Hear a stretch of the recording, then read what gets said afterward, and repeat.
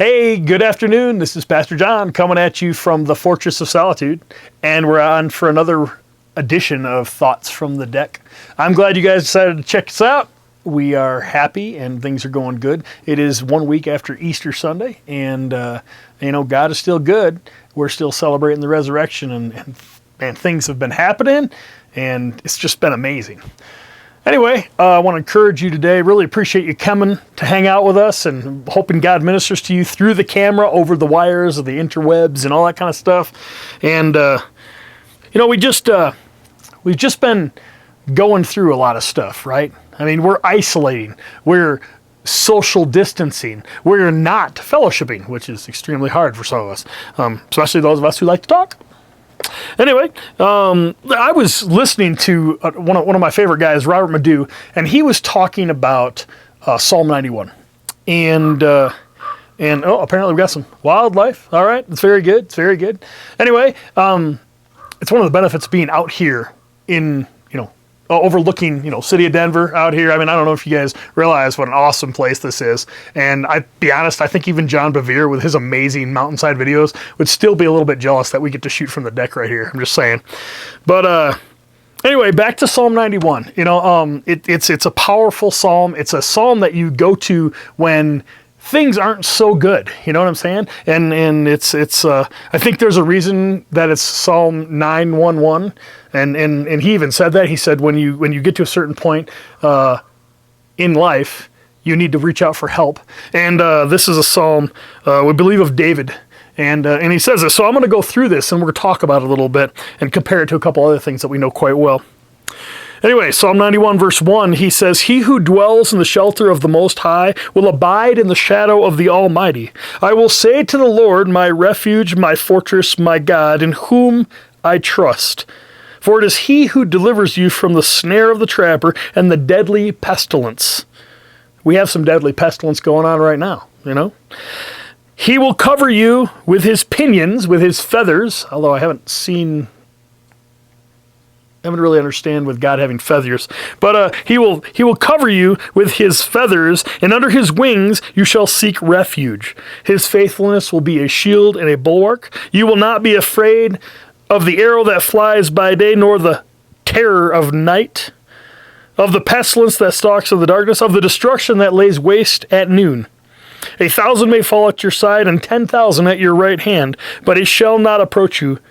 You will only look with your eyes and see the recompense of the wicked. For you have made the Lord my refuge, even the Most High, your dwelling place. No evil will befall you, nor any plague come near your tent. For he will give his angels charge concerning you, to guard you in all of your ways. They will bear you up on their hands, that you will not strike one foot against a stone. And you will tread upon the lion and the cobra, and the young lion and the serpent you will trample down. Because he has loved me. That's in quotes. Because he has loved me, therefore I will deliver him. I will set him securely on high, because he has known my name, and he will call upon me, and I will answer him. And I will be with him in time of trouble, and I will rescue him and honor him, and with a long life I will satisfy him and let him see my salvation. Now that last part's in quotes, and that's God speaking to the psalmist. And that was Psalm 91 verses 1 through 16. A couple of things I wanted to look at in that. So he talks about being in the shadow of the Almighty, right? And being protected and under God's wing and under God's his feathers, right? Which, like I said, a little strange, but okay, we'll go with it. And the psalmist says, you will be in the shadow of the Almighty. You will be in his protection, right? And a couple of things that we know, if you're going to be in something's shadow, you have to be close to it, right? Another thing that we talked about is, or another thing that we know of, another reference to a shadow is in Psalm 23, where it says, "Yea, though I walk through the valley of the shadow of death." Okay, so the shadow of death. If you're going to be in the shadow of death, you have to be close to death. And let's be honest, a lot of us right now are close to death, right? I mean, the coronavirus is all around us. We are secluded. We are in solitude. We are keeping ourselves away from other people because the shadow of death is over the world right now, right? You know that we're all going through the same thing, and that's what's happening. We're all under the shadow of death. And what I think today, what God is speaking to us, is that He wants us to be in His shadow. He wants us to seek refuge in the shadow of the Almighty, because we know that if you're in the shadow of something, you're going to be close to it, right? I mean, right now we have a little bit of overcast, but if it wasn't, the sun would be coming down, and I would have a shadow. And if you wanted to be in my shadow, you'd have to be right behind me or right beside me. And if you're going to be close to, or if you're going to be in something's shadow, you have to be close to it. And I think that's God's call to us, is become close to me. I will shelter you in my shadow. I don't think the word shadow here is a misinterpretation. I don't think it's a mistake. I think it's exactly what God wanted to say. And we if you want to be under God's protection, then you have to be in His shadow. And if you want to connect, if you want to trust in God, because it talks about trusting in God and leading Him or being led by Him, you have to trust in God. You have to fully trust in Him. You can't just trust in Him part thing. Well, I trust that God's going to touch my finances. I trust He's going to protect my physical being. And I trust He's going to be with my marriage, and He's going to protect my family and all that other stuff. But you have to trust in Him and be led by Him, because that's part of trusting. Right? The sheep trust the shepherd, and we are all sheep. And when the shepherd leads somewhere, the sheep follow him. And the sheep, if they're doing the right thing, if they're doing what they know they're supposed to do, they're not walking out in front of the shepherd. They're being led by the shepherd. And if they are in front of them, they know exactly where they're going. They're going from one pasture to another, and it's very familiar. But if the sheep are out somewhere where they've never been, they follow the shepherd where he goes. And he protects them, and he keeps them together, and he shadows over them. And they trust the shepherd, right?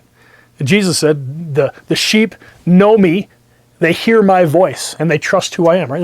That's what we believe. And we talk about this Psalm 91, and we're going to talk about it more at another time. But we talk about this, and it says time and time again, the enemy will not come to you. It will be next to you, but it won't hurt you. And the pestilence won't attack you. And that's what we're believing today. And I'm encouraging you all, trust in God. Trust in what He has for you. Let Him lead you to where you want to be. Don't see the shadow of death, because it's all around us. See the shadow of the Almighty and live in the shadow of the Almighty. Live in that trust and just be with Him.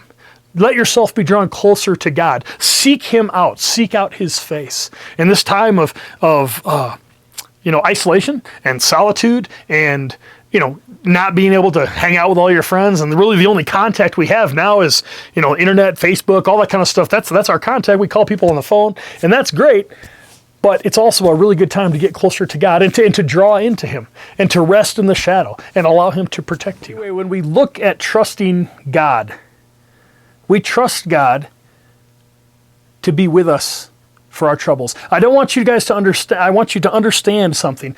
God does not tell us that He is going to remove our troubles for us. He tells us He's going to be with us through our troubles, right? If you remember the story of Shadrach, Meshach, and Abednego, when they refused to bow down to the idol, God didn't take them out of the fiery furnace. God was in the fiery furnace with them, right? Because they said, "O King, our God will save us, but even if He doesn't, we will not bow down." That's what they told the king. And the king said, "That's cool, jump in the fire." And so they threw them all in the fire. It killed the guys who put them in the fire. That's how hot the fire was. And when they looked, there were 4 guys, not 3, in the fire. God did not remove them from the fire. God was there with them. He went down right with them, and He took care of them, and He covered them. And I want you to understand that God does not promise to take us out of all these problems. He didn't say He would protect us from the coronavirus. He only said He would be there with us. It's a harsh reality. And when you follow God and you trust God, things still happen. Lots of things, all right? Life is not perfect for anybody. In fact, Jesus even said, if they hated you, if they hated me, they're going to hate you. And it's a reality of following Christ. It's a sacrifice we make. But God said, "I will be with you always," right? End of my favorite verse, the Great Commission. "I will be with you always, even to the end of the earth," right? That's what He said. I'm going to be there. course, he starts with saying, all authority is given to me in heaven and earth, right? I mean, that's a good thing. I'm in charge of everything. I got this down. This is what I want you to do, and I'm going to be there with you, right? That's basically it. But you have to understand that trusting God means trusting him when the hard things come toward you, when you are in the waves and the surf and you're getting pounded time after time again. God says, I'm there with you. He doesn't promise to deliver us. He promises to be with us. And our blessed hope, you look at this coronavirus, and our hope is not in the solitude. Our hope is not in a nice house. Our hope is definitely not in our government. Our hope is not in the medical community or the scientific community, hoping that they'll come up with a plan for us. Our hope is beyond that. Our hope is farther than that. Our hope is in God. Our hope is in Jesus, and our reuniting with God the Father. Paul said to be absent from the body is to be present with the Lord. That's our hope. Our hope is beyond this life. It's beyond all these things that we go through. That's why we trust in God, because the hope is beyond. The hope goes farther than what we can see today and what the things that are pounding on us today. The hope goes beyond that. God's with us today, but one day we'll be with him. And it will be amazing. I just wanted to give you that. I wanted to touch base with you and encourage you. Psalm 91, go to it, read it, love it. Memorize it if you want to. It's totally cool. It's a great psalm. All the psalms are a great place to go to find out about how God loves you and how about God ministers to you. And just read through them. Read through the Psalms of David. Just touch it and be blessed. Be blessed and pray about it. And I just want to encourage you with that. I hope things are going really well. Things are going good. My family's doing fine. We are healthy. We are sequestered, I guess you could say. We're trying to isolate ourselves. A lot of things going on at church, and food bank's doing really good. Hope you guys are staying safe and being blessed and growing closer to God. I want to pray for you.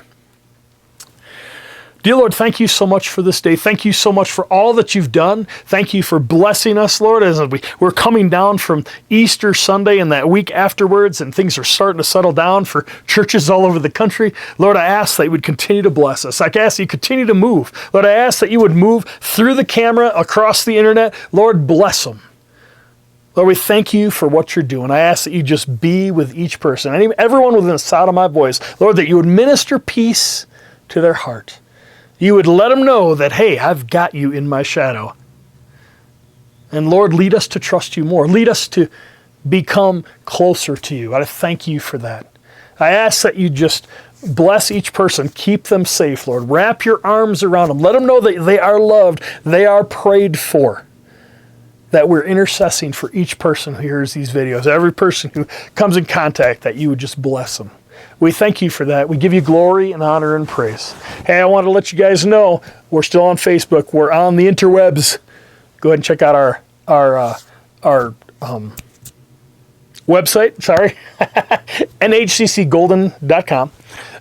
And you can feel free to give on the Facebook page or on the website if that's your inclination. We would love that. We appreciate that. And be blessed.